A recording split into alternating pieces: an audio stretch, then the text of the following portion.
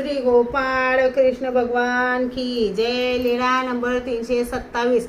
वेरूळ येथे मुक्काम. पद्मनाभीला शिक्षापण. सर्वज्ञ वेरूळला गेले. तेथे पद्मनाभी देव परभानुभव देवाच्या मुक्कामाच्या ठिकाणी गेले आणि त्यांच्या शिष्याला विचारले, तुमच्या गुरुचे नाव काय? त्याने सांगितले, परमानुभव देव.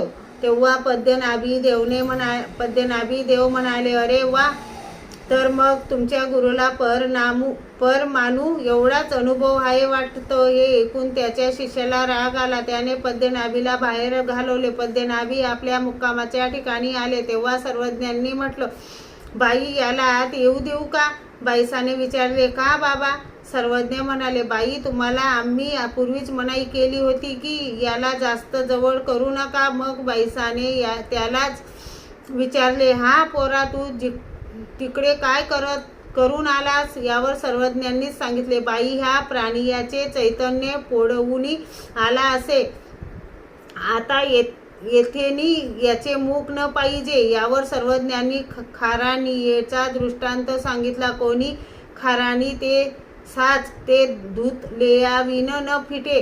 तसा हा जीव मड रचने काळी विश्वदेवतेपासून यक्षिणीपर्यंत मी म्हणतो ते मड म्हणजे तो नाही, परंतु ते मड लागले ते सत्य. म्हणून ते संहार काळी किंवा सामान्य ज्ञानात परमेश्वर नसतात. म्हणून याने आता येते ते त्याच्याकडे परत जावे. आपल्या अंगाला शेणमाती लावून त्याच्या पुढे आडवे पडावे व क्षमा मागावी. व ते जर सांगितले की आता हा आमचा म्हणून तुमच्याजवळ असू द्या, तर आम्ही याला आमच्या जवळ राहू देऊ. मग ते गेले. शेण माती अंगाला लावून त्याच्या पुढे आडवे पडले. त्यांनी सांगितले, अहो, हे काय करता? उठा उठा. सर्वज्ञांनी असे का करायला सांगितले? सर्वज्ञ ईश्वर आणि त्यांनी त्याला उठविले, त्याचे अंग धुतले, नंतर त्याला परत पाठवणीत होते. तेव्हा त्याने म्हटले, मला सर्वज्ञ जवळ येऊ देणार नाही, तर आपण म्हणालात तर राहू देतील. मग त्यांनी आपल्या शिष्याला सोबत पाठवले. सर्वज्ञांना असे म्हणावे की आता आमचे म्हणून तुमच्या जवळ असू द्या. आणि ते म्हणाले. सर्वज्ञांना दंडोते घातले व विनंती केली, जी